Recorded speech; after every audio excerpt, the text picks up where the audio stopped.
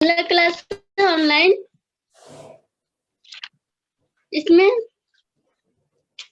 इसमें हम आप लोग को इंडस्ट्रियलाइजेशन का इम्पैक्ट पढ़ा चुके थे। बाकी 2 चैप्टर फॉरेस्ट एंड डिफॉरेस्टेशन और दूसरा land use and land alienation, ये 2 चैप्टर बचा हुआ है मेरा। तो आज हम लोग land use and land alienation शुरू करेंगे, यूनिट 2 का डी। इसमें हम आप लोग को सबसे पहले बताएंगे कि लैंड यूज का मीनिंग क्या है, इसका हिस्टोरिकल बैकग्राउंड क्या है। तीसरा हम उससे रिलेटेड लॉज के बारे में बताएंगे और चौथा उनका इम्पैक्ट बताएंगे। तो सबसे पहले हम बताते हैं लैंड यूज लैंड एलियनेशन का मतलब। इसका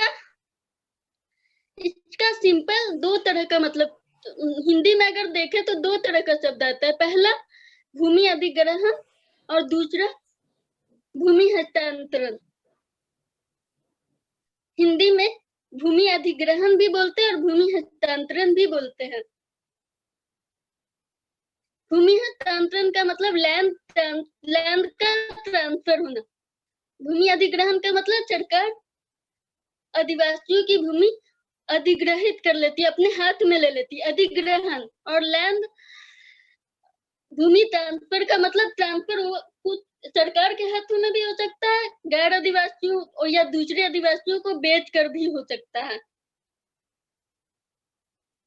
तो यहाँ पर उसके बाद हम लोग सेकंड में जब आंसर लिखेंगे तो हिस्टोरिकल बैकग्राउंड में जाएंगे। सबसे पहले हिस्टोरिकल बैकग्राउंड में आप देखेंगे कि झारखंड में सबसे पहले आदिवासी यहाँ पर आकर के बस रहे थे, तो उन्होंने जंगलों को काट कर कृषि के लायक बनाया।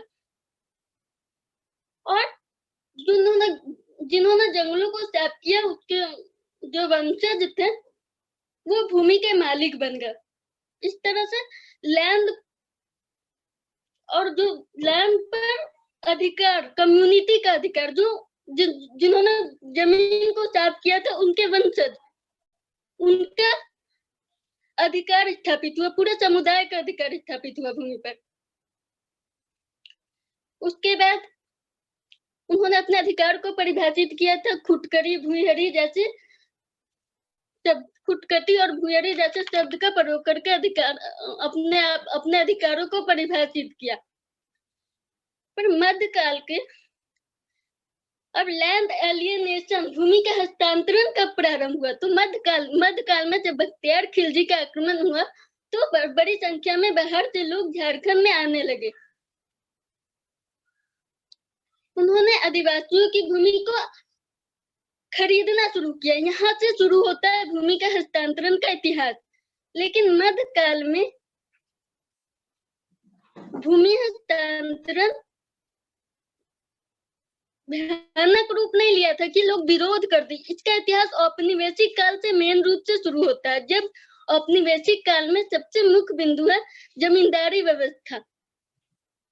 जब अंग्रेजों ने जमींदारी व्यवस्था को इंट्रोड्यूस किया तब प्राइवेट प्रॉपर्टी की कॉन्सेप्ट आया। प्राइवेट प्रॉपर्टी का मतलब होता है जैसे किसी चीज को हम बेच सकने का अधिकार रखते हैं, तो वो हुआ प्राइवेट प्रॉपर्टी।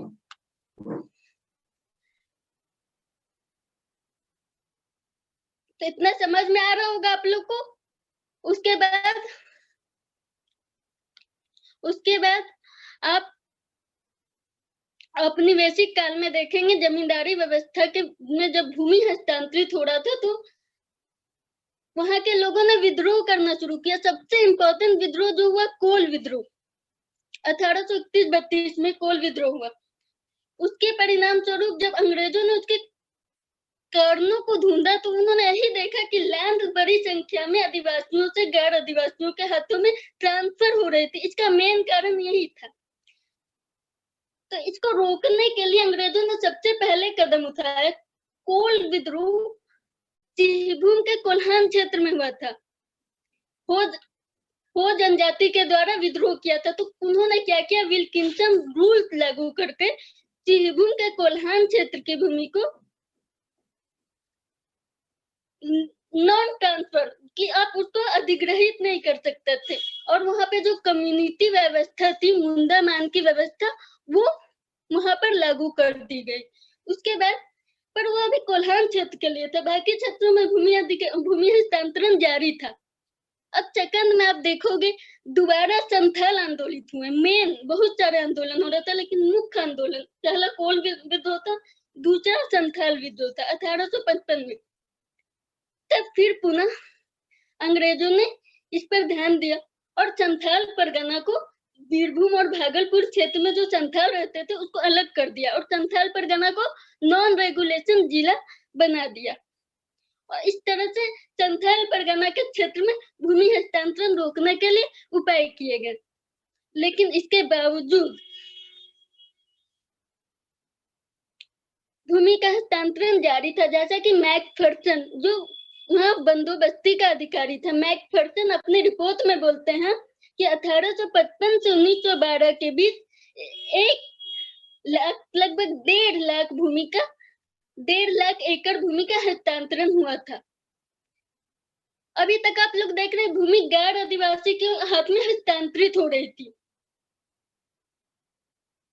क्यों हस्तांतरित हो रही थी? जमींदारी व्यवस्था के कारण। जमींदारी व्यवस्था में कर चुकाने के लिए भूमि को बेच रहे थे, ऋणग्रस्त हो रहे थे। लेकिन अब आप देखोगे 1894 में भारत औपनिवेशिक सरकार ने भूमि अधिग्रहण अधिनियम लाया।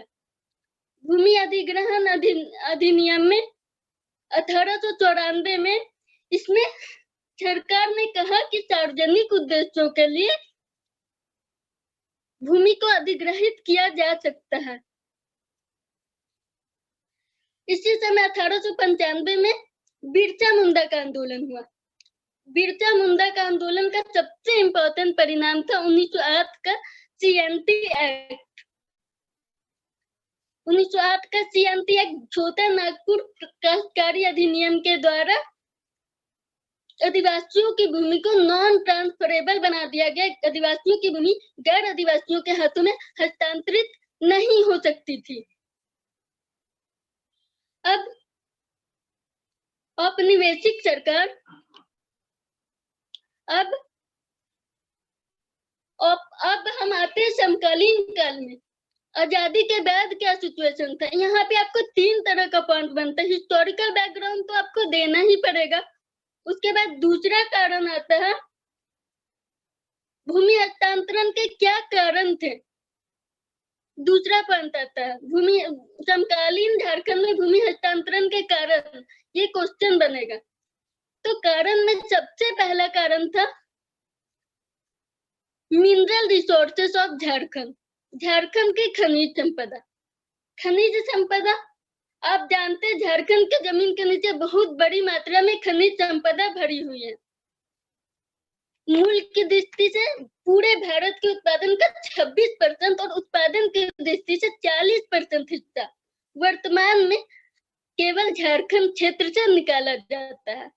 कोयला, अभ्रक, लोहा, तांबा, चीनी मिट्टी, फायर क्ले, काइनाइट, ग्रेफाइट, बॉक्साइट और चूना पत्थर, इसमें भारत में झारखंड का स्थान फर्स्ट या सेकंड में। अभ्रक में तो विश्व में झारखंड पहला स्थान पर था। इसके अलावा भी एस्बेस्टस है, क्वार्ट्ज है, आणविक खनिज है। तो ये सब से क्या था कि सरकार का नजर झारखंड की जमीन पर लगी हुई थी। पहला कारण यही है, झारखंड का मिनरल रिसोर्सेस। अब दूसरा कारण है भूमि कानूनों में खामियां। अभी तक आप लोग देखें कि विल्किंसन रूल, संथाल परगना को नॉन रेगुलेशन जिला बनाना, तीसरा भूमि कानून जो 1908 में छोटा नागपुर काश्तकारी अधिनियम जारी हुआ था। ये 3-4 कानून थे, उसके बाद भी भूमि की हस्तांतरण क्यों जारी थी? तो ये व्यवस्था है, कानूनी व्यवस्था ही भूमि हस्तांतरण को आसान बनाती है। आदिवासियों की भूमि आप देखोगे कि विल्किंसन रूल केवल कोल्हान क्षेत्र में लागू था। दूसरा, संथाल परगना केवल संथाल परगना क्षेत्र में लागू था।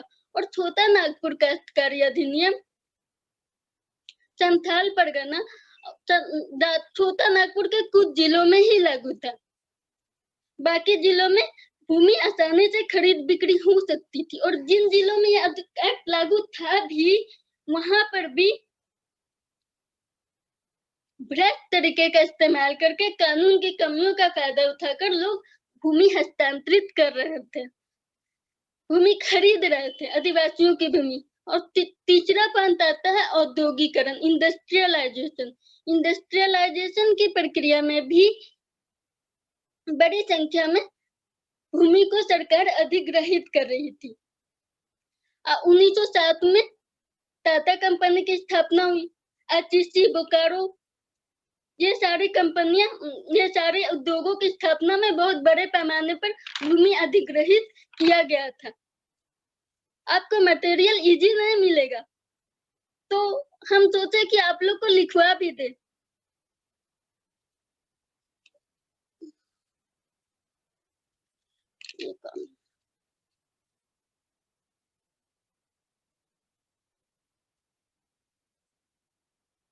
हेलो, अच्छा, थैंक यू। आप लोग को कुछ बात करना होगा तो चैट के थ्रू हमको कर सकते हैं, तो आप लोग लिखना स्टार्ट कीजिए।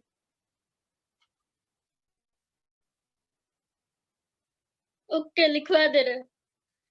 आदिवासियों की भूमि का हस्तांतरण, लिखना स्टार्ट कीजिए। हेडिंग बनाइए, भूमि का मुद्दा और भू हस्तांतरण। ऊपर में लिखिए भूमि का मुद्दा और भू हस्तांतरण।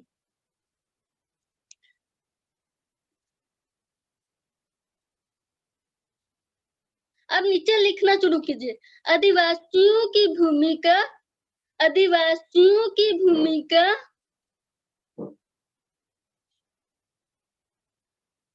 हस्तांतरण झारखंड के, आदिवासियों की भूमिका हस्तांतरण झारखंड के कई प्रमुख मुद्दों में से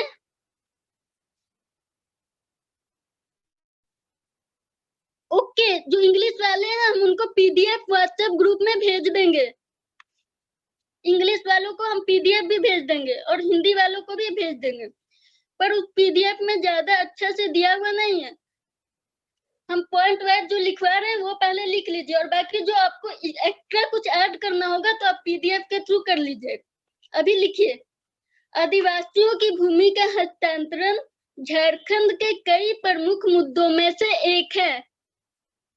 समानता सभी जगहों पर, समानता सभी जगहों पर और विशेषता झारखंड में, समानता सभी जगहों पर और विशेषता झारखंड में आदिवासियों के व्यक्तिगत और, आदिवासियों के व्यक्तिगत और सामुदायिक संसाधनों का, आदिवासियों के व्यक्तिगत और सामुदायिक संसाधनों का लगातार हस्तांतरण होता आया है। सामुदायिक संसाधनों का लगातार हस्तांतरण होता आया है। यह दो रूपों में होता है, यह दो रूपों में होता है। पहला, सरकार द्वारा, पहला सरकार द्वारा सार्वजनिक उद्देश्य, पब्लिक पर्पस, सार्वजनिक उद्देश्य या राष्ट्रीय हित यानी नेशनल इंटरेस्ट, नेशनल इंटरेस्ट के नाम पर आदिवासियों के नाम पर आदिवासियों की भूमि का अर्जन। और दूसरा, व्यक्ति को किए गए हस्तांतरण। यह आदिवासी द्वारा दूसरे आदिवासी या आदिवासी द्वारा दूसरे आदिवासी या गैर आदिवासियों, आदिवासी द्वारा दूसरे आदिवासी या गैर आदिवासियों को किया जा सकता है, को किया जा सकता है। नेक्स्ट पैराग्राफ, पैराग्राफ चेंज कर दीजिए। झारखंड में, ओके, रिपीट कर दे रहा है, झारखंड में सबसे पहले झारखंड में सबसे पहले आदिवासियों का झारखंड में सबसे पहले आदिवासियों का प्रवेश हुआ था। झारखंड में सबसे पहले आदिवासियों का प्रवेश हुआ था।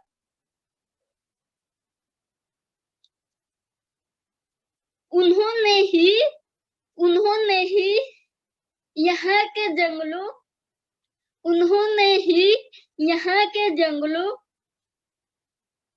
उन्होंने ही यहाँ के जंगलों को साफ कर कृषि योग्य बनाए।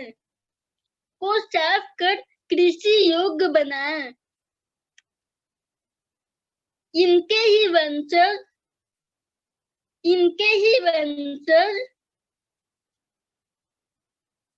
भूमि के परंपरागत मालिक कहलाए।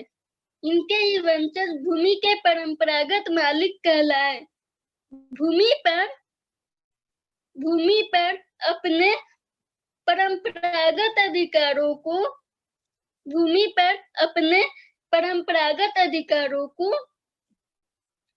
परिभाषित करने के लिए मुंडाओं द्वारा खुटकटी और उरांव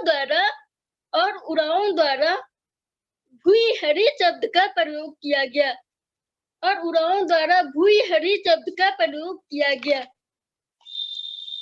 इसके बाद पैराग्राफ चेंज कीजिए।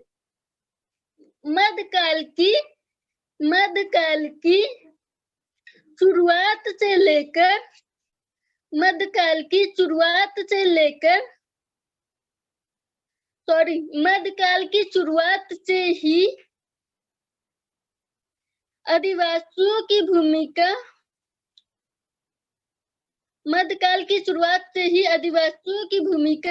हस्तांतरण प्रारंभ हो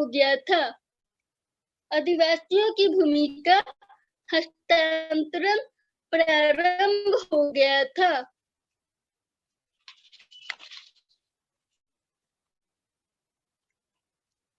औपनिवेशिक काल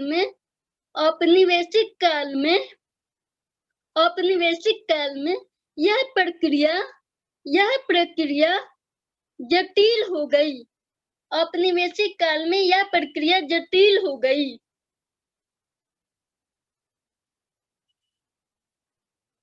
जमींदारी व्यवस्था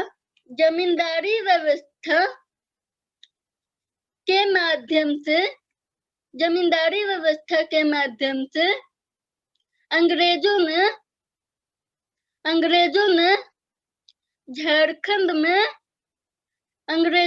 झारखंड में निजी संपत्ति की अवधारणा लागू की। उनकी इस नीति ने झारखंड के आदिवासियों के बीच सदियों से चली आ रही सामुदायिक भूस्वामित्व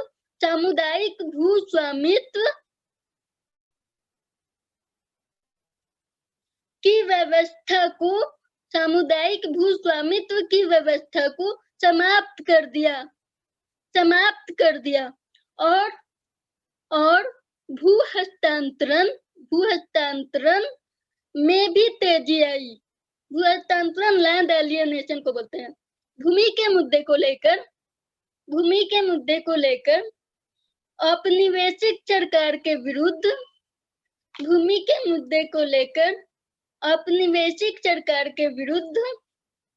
आदिवासियों द्वारा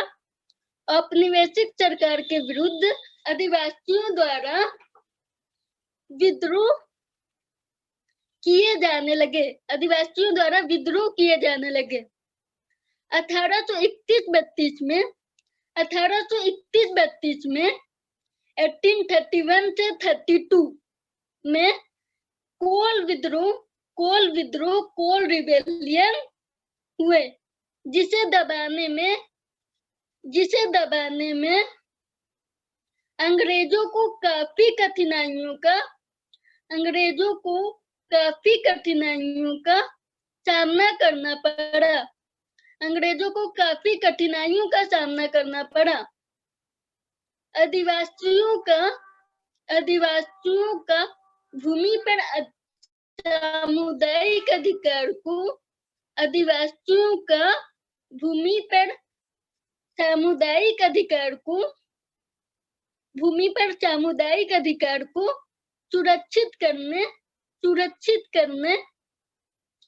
सुरक्षित करने और भू हस्तांतरण रोकने के लिए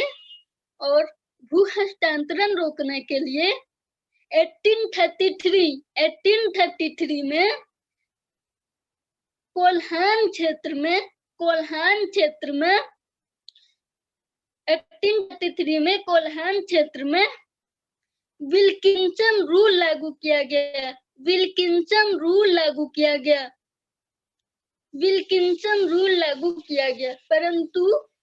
परंतु अन्य क्षेत्रों में भू हस्तांतरण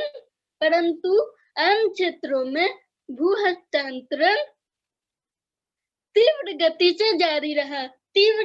से जारी रहा। 1855 में 1855 में संथालों ने विद्रोह कर दिया।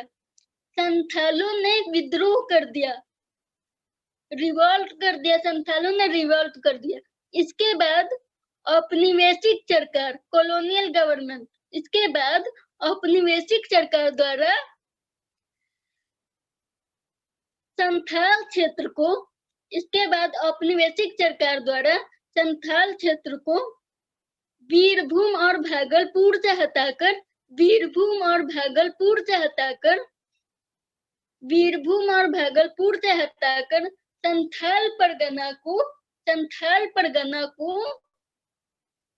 संथाल परगना को नॉन रेगुलेशन जिला बना दिया गया।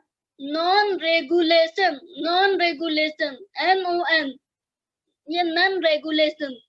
जिला बना दिया गया। इस प्रकार औपनिवेशिक सरकार आदिवासियों के असंतोष को देखते हुए और उसके असंतोष के कारण को समझते हुए भूमि हस्तांतरण को रोकने के लिए कानून ला रही थी। भूमि हस्तांतरण को रोकने के लिए कानून ला रही थी। इसके बावजूद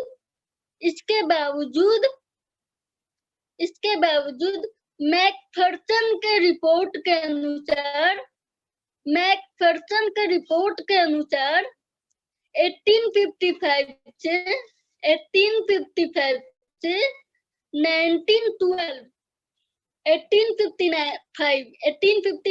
से 1912 के बीच 1.395 लाख एकड़ भूमि का हस्तांतरण हुआ। इसके बाद पैराग्राफ चेंज कीजिए। अब लिखिए 1894 में औपनिवेशिक सरकार द्वारा कॉलोनियल गवर्नमेंट द्वारा भूमि अधिग्रहण अधिनियम लाया गया था। इस इससे सार्वजनिक उद्देश्यों की पूर्ति के लिए इससे सार्वजनिक उद्देश्यों की पूर्ति के लिए सब लिख रहे हैं ना अच्छे से।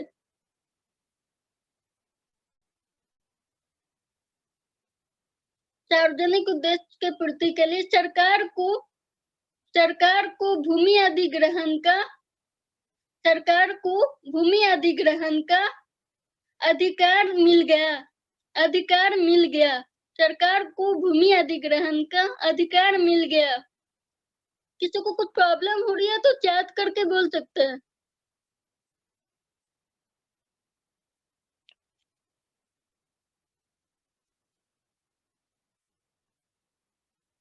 एनी प्रॉब्लम, कुछ प्रॉब्लम हो रही है?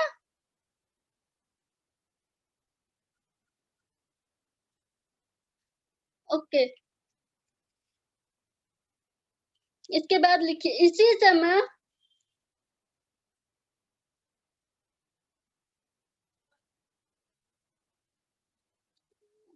ओके इसी समय 1895 में बिरसा मुंडा के नेतृत्व में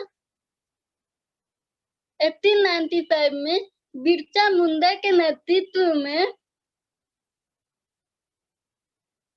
मुंडा आंदोलित हो उठे। बिरसा मुंडा के नेतृत्व में मुंडा आंदोलित हो उठे।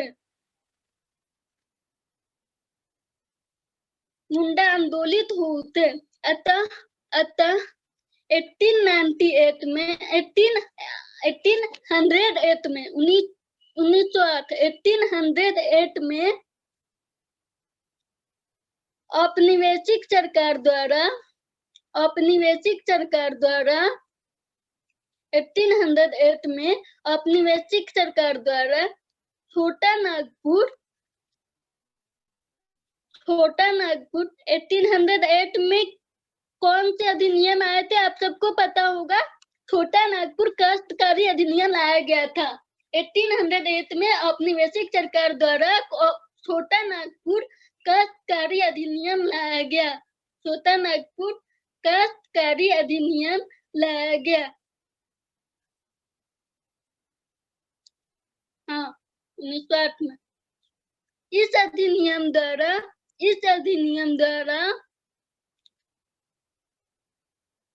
आदिवासियों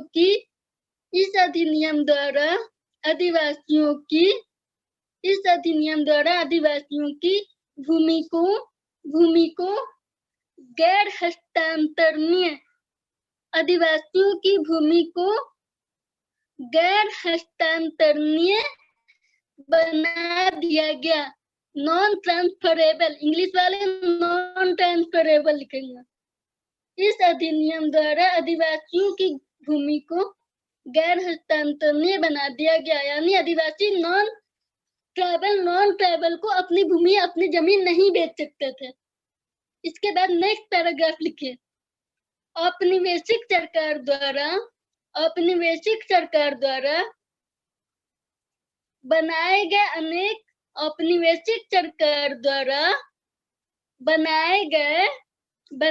गए अनेक कानूनी व्यवस्था के बावजूद औपनिवेशिक सरकार द्वारा बनाए गए अनेक कानूनी व्यवस्था के बावजूद भूमि का हस्तांतरण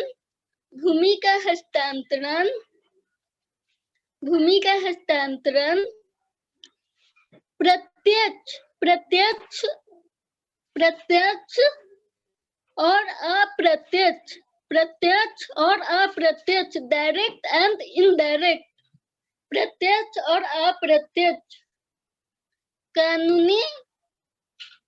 कानूनी और गैर कानूनी, लीगल तरीके से भी और करप्ट तरीके से भी, कानूनी और गैर कानूनी रूप में जारी रहा। कानूनी और गैर कानूनी रूप में जारी रहा। भारत के आजाद होने के बाद भी जनजातीय समुदाय को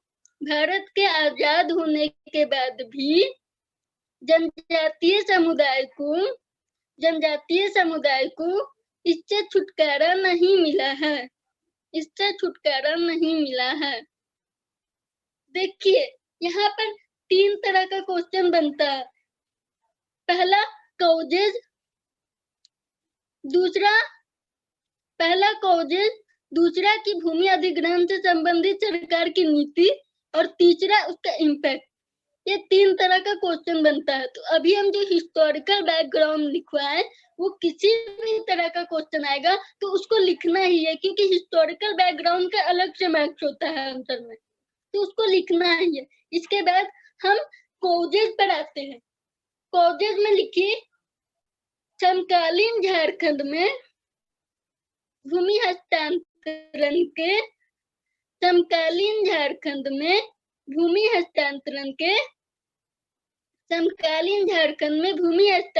के निम्नलिखित कारणों का उल्लेख किया जा सकता है। पहला रीजन लिखिए, झारखंड की खनिज संपदा। इसको इंग्लिश में लिखिए, मिनरल रिसोर्सेस ऑफ झारखंड की खनिज संपदा। पहला कारण लिखे। इसमें आगे बढ़िए। झारखंड के जमीन के भीतर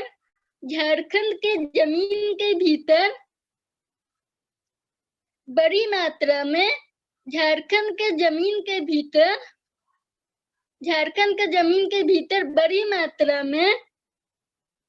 खनिज संसाधन भरे पड़े हैं। मूल की दृष्टि से भारत के कुल खनिज उत्पादन का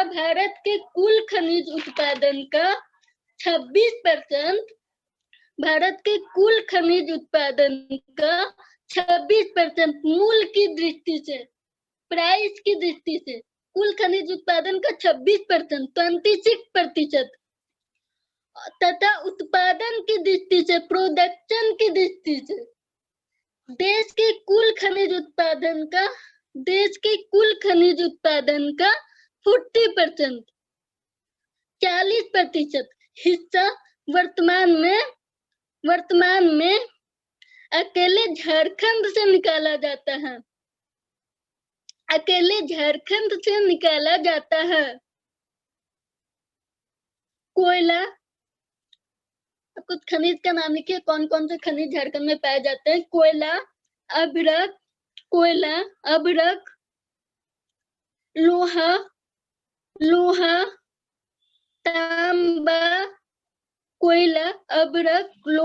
तांबा, चीनी मिट्टी, फायर क्ले, कोयला, अभ्रक जिसको इंग्लिश में माइका बोलते हैं, लोहा, तांबा, चीनी मिट्टी, फायर क्ले, काइनाइट,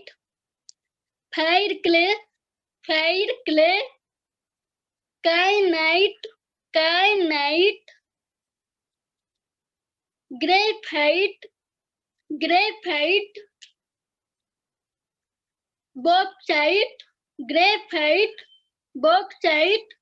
बॉक्साइट तथा चूना पत्थर के उत्पादन में झारखंड अनेक राज्यों से आगे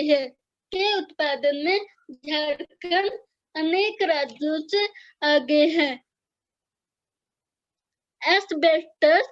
एस्बेस्टस,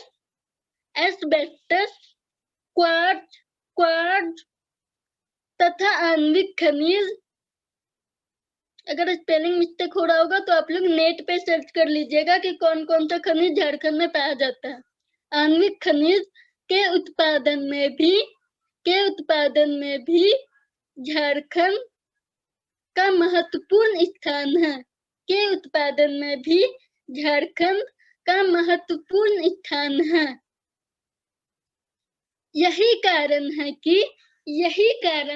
कि औपनिवेशिक सरकार, कॉलोनियल गवर्नमेंट, औपनिवेशिक सरकार, यही कारण है कि औपनिवेशिक सरकार और स्वतंत्र भारत सरकार, औपनिवेशिक सरकार और स्वतंत्र भारत सरकार की नजर झारखंड की भूमि पर रही है। झारखंड की भूमि पर रही है और बड़ी संख्या में झारखंड के आदिवासी की भूमि अधिग्रहित की जाती रही है। झारखंड के आदिवासियों की भूमि अधिग्रहित की जाती रही है। आज हम बस इतना ही क्लास लेंगे। Thank you.